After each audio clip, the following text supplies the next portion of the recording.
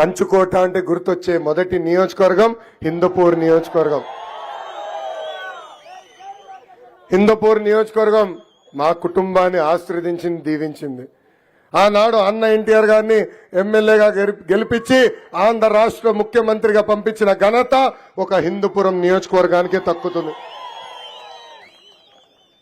మా మావయ్య నందమూరి హరికృష్ణ గారిని కూడా శాసనసభకు పంపించిన నియోజకవర్గం హిందూపురం నియోజకవర్గం. ఒక మావయ్య కాదు, రెండో మావయ్య మీ అందరి బాలయ్య, నా ఒక్కడికే ముద్దల మావయ్య.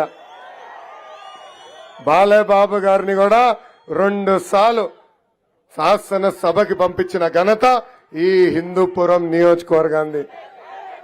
వస్తున్నా బాలయ్య బాబు అంత స్పీడ్ కాదులే, నేను వస్తున్నా ఒక్క నిమిషం. హిందూపురం మా కుటుంబాన్ని ఆశీర్వదించింది, దీవించింది. గతంలో హిందూపురం అంటే వెనుకబడిన నియోజకవర్గం.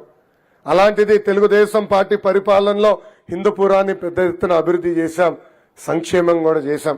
ఆనాడు బాలబాబు గారు శాసనసభ్యుడిగా మన ప్రభుత్వంలో 2,000 కోట్ల రూపాయలు ఖర్చు పెట్టి అనేక అభివృద్ధి కార్యక్రమాలు మన నియోజకవర్గానికి చేశారు. అవన్నీ మీకు ఒకసారి గుర్తు చేయాల్సిన అవసరం ఉంది. గొల్లపల్లి రిజర్వాయర్ నుంచి పైప్ లైన్ వేసి ఏకంగా హిందూపూర్ పట్టణానికి తాగునీరు అందించిన వ్యక్తి బాలయ్య బాబు. పంటగుంటలు తవ్వారు, సీసీ రోడ్లు వేశారు, ఆసుపత్రులను అప్గ్రేడ్ చేశారు, తాగునీటికి ట్యాంకులు ఏర్పాటు చేశారు, పాడి పరిశ్రమని ప్రోత్సహించడానికి భవనాలు కట్టారు. ఇంకా నేను పంచాయతీరాజ్ గ్రామీణాభివృద్ధి శాఖ మంత్రిగా ఉన్నప్పుడు ఆయన దగ్గర నుంచి కాగితం వస్తాం లేటు, ఇమ్మీడియట్ గా సంతకం పెట్టి శాంక్షన్ చేసి పంపించే పరిస్థితి. ఆర్ఎన్బి మంత్రి గారి పరిస్థితి అంతే. ఇంకా ఇరిగేషన్ శాఖ కింద కూడా అనేక ఇరిగేషన్ ప్రాజెక్టులు తీసుకొచ్చాం. ఒక్కో తిట్కో ప్రాజెక్టు కింద 2,800 ఇళ్లు కట్టించిన ఘనత కూడా మన బాలయ్య బాబు గారికి దక్కుతుందని ఈ సభాముఖంగా తెలుపుతున్నాం. ఇంకా బీసీ సోదరులకి లోన్లు, ఎస్సీ ఎస్టీ సోదరులకి లోన్లు, లేపాక్షి ఉత్సవాలు. అంతెందుకు, నిన్నగాక మొన్న ప్రతిపక్షంలో ఉన్నప్పుడు కోవిడ్ వస్తే 3,50,00,000 రూపాయలు సొంత నిధులు ఖర్చు పెట్టి ఏకంగా వెంటిలేటర్ల కిట్లు కూడా పంపిణీ చేసిన వ్యక్తి మన బాలయ్య బాబు గారు. అది హిందూపూర్ నియోజకవర్గం ఉంటే అంటే ఆయనకున్న కమిట్మెంట్. అందుకే ఇంకో పక్కన అన్న క్యాంటీన్లు కూడా మళ్ళీ ప్రారంభించారు. ఇంకా ఆరోగ్య రథం ఈరోజు ప్రతి గ్రామంలో తిరుగుతుంది. బస్వతారకం క్యాన్సర్ స్క్రీనింగ్ బస్సు కూడా మన నియోజకవర్గానికి అనేక సార్లు తీసుకొచ్చారు. ఇంకా బ్రహ్మణి దగ్గర ఉన్న సిఎస్ఆర్ ఫండ్లు మొత్తం హిందూపూర్ నియోజకవర్గానికి ఖర్చు పెట్టే విధంగా బాలయ్య బాబు గారు ఆ నిధులు కూడా తీసుకొచ్చారు. అందుకే ప్రజలందరినీ కోరుతున్నా, మళ్ళీ హ్యాట్రిక్ ఆయన ఎమ్మెల్యే అవుతాం ఖాయం, కానీ ఆంధ్ర రాష్ట్రంలోనే ఎవరికి రాని భారీ మెజారిటీతో మన బాలయ్య బాబు గారిని గెలిపించి శాసనసభకు పంపించాలని ఈ సభాముఖంగా కోరుతున్నాం. మనందరం ఆలోచించాలా. వైకాపా ప్రభుత్వ అధికారులకు వచ్చిన తర్వాత హిందూపూర్ చేసిందేంటి? సంవత్సరానికి ఒక ఇన్ఛార్జ్ వస్తాడు, పోతాడు. ఇప్పుడు 3వ ఇన్ఛార్జా 4వ ఇన్ఛార్జా లెక్క పోయిందబ్బా, 5 4 అనుకుంటున్నా. సంవత్సరానికి ఒక ఇన్ఛార్జ్ వస్తారు, ఇసుకలో డబ్బులు దొబ్బుతారు, గ్రావెల్లో డబ్బులు దొబ్బుతారు, మళ్ళీ వెళ్ళిపోతారు. అదే మన బాలయ్య బాబు నీతి నిజాయితీగా పరిపాలన అందించారు హిందూపురం ప్రజలకి. ఆనాడు ఏం చెప్పారు? హిందూపురాన్ని డిస్ట్రిక్ట్ హెడ్ క్వార్టర్స్ చేస్తున్నారు, హిందూపురానికి మెడికల్ కాలేజ్ తీసుకొస్తున్నారు. అయ్యి రాలా. కానీ ఈరోజు మా జిల్లా నుంచి ఒకడు వచ్చాడండి, వాడి పేరు పాపాల పెద్దిరెడ్డి. ఏంటి వాడి పేరు? పాపాల పెద్దిరెడ్డి. మా సొంత జిల్లా చిత్తూరు జిల్లాని క్యాన్సర్ లాగా తినేస్తున్నాడు. మా చిత్తూరు జిల్లాలో పాదయాత్ర చేసిన, ఎక్కడికి వెళ్ళినా ఒక తెల్ల టిప్పర్ ఉంటుందని, పైన ఉంటుంది బుల్లు లెటర్స్లో PLR. ఆ టిప్పర్లు ఎవరు ఆపరు, పోలీస్ సోదరులు ఆపరు, ఎక్సైజ్ సోదరులు ఆపరు. ప్రతి టిప్పర్లో ఇసుక ఫుల్, మద్యం ఫుల్, ఏకంగా మన క్వారీల నుంచి కొట్టేసే గ్రావెల్ కూడా ఫుల్. అక్కడ తినింది చాలదంట. ఇప్పుడు ఆ పాపాల పెద్దిరెడ్డి మన జిల్లాకు వచ్చి ఏకంగా హిందూపురానికి వస్తున్నారు. తల్లి అప్రమత్తంగా ఉండండి. ఆ కుటుంబాన్ని ఒక్కసారిగానే రాణిస్తే మన నియోజకవర్గాన్ని క్యాన్సర్ గడ్డలాగా తినేస్తారు.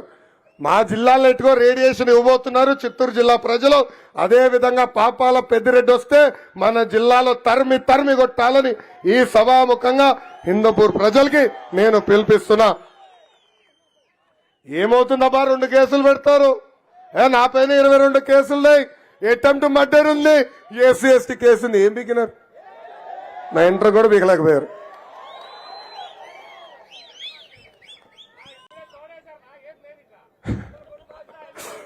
ఇంకా మన నియోజకవర్గానికి కొన్ని సమస్యలు పెండింగ్ ఉన్నాయి. ఒకటి, పెండింగ్ లో ఉన్న సాగునీటి ప్రాజెక్టులన్నీ మనం పూర్తి చేద్దాం. ఇంకో పక్కన పట్టణంలో ట్రాఫిక్ ప్రాబ్లం విపరీతంగా ఉంది. రోడ్లు కూడా అధ్వానంగా ఉన్నాయి. ఆ రోడ్లు కూడా మెరుగుపరచాల్సిన అవసరం ఉంది. భూగర్భ డ్రైనేజ్ ఏర్పాటు చేస్తాం. ఇప్పటికీ బాబు గారు చాలా స్పష్టంగా చెప్పారు, నిరుపేద కుటుంబాలకి పట్టాలు కాదు ఇల్లు కూడా కట్టించి అందజేసే బాధ్యత తెలుగుదేశం ప్రభుత్వం తీసుకుంటుంది. హిందూపురాన్ని ఒక మోడల్ పట్టణంగా తీర్చిదిద్దే బాధ్యత మన ప్రభుత్వం తీసుకుంటుంది. అంతేకాదు లేపాక్షిలో పెద్ద ఎత్తున పరిశ్రమలు తీసుకొచ్చి స్థానికులకే ఉద్యోగాలు ఉపాధి కూడా కల్పించే బాధ్యత నేను వ్యక్తిగతంగా తీసుకుంటానని ఈ సభాముఖంగా హామీ ఇస్తున్నాం. తెలుగుదేశం పార్టీ బలం, తెలుగుదేశం పార్టీ కార్యకర్తలు. అన్న ఎన్టీఆర్ ఏ ముహూర్తంలో స్థాపించారు ఈ పార్టీ నాకు తెలీదు. నాయకులు పార్టీ మారి వెళ్ళినా పార్టీగా అండగా నిలబడేది కార్యకర్తలే. వైకాపా కార్యకర్తల నాయకులకి boom boom president medal Andhra gold కావాలి. కానీ మనకి మన అధ్యక్షులు చంద్రబాబు నాయుడు గారు పిలుపు, రా కదలి రా అంటే పరిగెత్తుకుంటే వెళ్ళే ఉత్సాహం మనలో ఉంది. అందుకే 2014లో కార్యకర్తల కోసం సంక్షేమ నిధి ఏర్పాటు చేశాం. ప్రమాదంలో కార్యకర్తలు చనిపోతే వాళ్ళ కుటుంబాలకి 2 లక్షల రూపాయలు ఇచ్చి ఆదుకున్న పార్టీ తెలుగుదేశం పార్టీ. ఆ ఒక్క కార్యక్రమం ద్వారా 100 కోట్ల రూపాయలు ఇప్పటికీ ఖర్చు పెట్టాం. అంతేకాదు కార్యకర్తలు ఒకవేళ వాళ్ళ పిల్లల్ని చదివించలేకపోతే వాళ్ళ పిల్లల్ని దత్తక తీసుకుని చదివిస్తుంది నా తల్లి భువనేశ్వరి అమ్మ. అది కార్యకర్తల పట్ల మా కుటుంబానికి ఉన్న చిత్తశుద్ధిని ఈ సభాముఖంగా తెలుపుతున్నా. నాకు అక్క చెల్లెలు లేరు, అన్న తమ్ముడు లేరు. కానీ అన్న ఎన్టీఆర్ 60 లక్షల మంది అక్క చెల్లెలు అన్న తమ్ముడు నాకు ఇచ్చారు. ఈ సభాముఖంగా కార్యకర్తలు నేను హామీ ఇస్తున్నా, మిమ్మల్ని నా గుండెల్లో పెట్టుకుని కాపాడే బాధ్యత వ్యక్తిగతంగా నాది. ఇంతేకాదు 2019 నుంచి 24 వరకు మన పైన అనేక కేసులు పెట్టారు. ఇప్పుడే చెప్పా, నా పైన 22 కేసులు పెట్టారు. ఎస్సీ ఎస్టీ కేసు పెట్టారు, అటెంప్ట్ మర్డర్ కేసు కూడా పెట్టారు. ఇక్కడ అడుగుతున్నా, 22 కేసులు కన్నా ఎక్కువ ఉన్న వాళ్ళు ఎవరన్నా చేతులు పైకెత్తండి. ఇంత స్లో ఉంటే ఎట్లబ్బా మీరు? అరే బంపర్ ఆఫర్ ఇద్దాం అనుకున్నా, మీరు ఎవరు ఇంకా స్వీకరించే పరిస్థితి లేరు. 8 కేసులు అయ్యా, చాలా స్లో ఉన్నావు స్వామి. నా ఆఫర్ ఏంటంటే 2019 నుంచి 24 వరకు ఎవరైతే ఎక్కువ కేసులు పెట్టించుకుంటారో వాళ్ళకి అంత పెద్ద నామినేటెడ్ పోస్ట్ ఇచ్చే బాధ్యత నాది. ఏమన్నా ఆఫర్ స్వీకరిస్తున్నారా? స్వీకరిస్తున్నారా? కార్యకర్తలు నేను హామీ ఇస్తున్నా, ఏ అధికారులైతే చట్టాన్ని ఉల్లంఘించి మన ఇబ్బంది పెట్టారో, ఏ వైకాపా నాయకులు చట్టాన్ని ఉల్లంఘించి మన ఇబ్బంది పెట్టారో వాళ్ళందరి పేర్లు ఎర్ర పుస్తకంలో ఉన్నాయండి. ఈ ఎర్ర పుస్తకం ఇప్పుడు దేశవ్యాప్తంగా ఫేమస్. సుప్రీంకోర్టులో కూడా చర్చ జరిగింది ఎర్ర పుస్తకం గురించి. అరే నేనేం చెప్పానబ్బా రెడ్ బుక్ గురించి? ఎవరైతే చట్టాలు ఉల్లంఘించి మమ్మల్ని ఇబ్బంది పెట్టారో వాళ్ళపైన జ్యుడిషియల్ ఎంక్వైరీ చేస్తాను, సర్వీస్ నుంచి డిస్మిస్ చేస్తాను, జైలుకి పంపిస్తానని చెప్పా.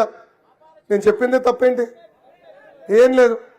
దాంట్లో జైలుకి వెళ్ళే మొదటి వ్యక్తి పాపాల పెద్దిరెడ్డి, దాంట్లో డౌట్ లేదు. చట్టాన్ని ఉల్లంఘించాడు, కొండల గుట్టలు లేపేశాడు. ఎందుకంత భయపడుతున్నారు మీరు? నాకైతే అర్థం అవట్లా. సో వాళ్ళందరి పేర్లు ఇక్కడ ఉన్నాయి, ఎవరు కంగారు పడాల్సిన అవసరంలా. అన్న ఎన్టీఆర్ మన దేవుడు, చంద్రబాబు నాయుడు గారు మన రాముడు. కానీ వైకాపా నాయకులకి మీ లోకేష్ మూర్ఖుడు. వడ్డీతో సహా ప్రతిదీ చెల్లించే బాధ్యత వ్యక్తిగతంగా నేను తీసుకుంటానని ఈ సభాముఖంగా హామీ ఇస్తున్నా.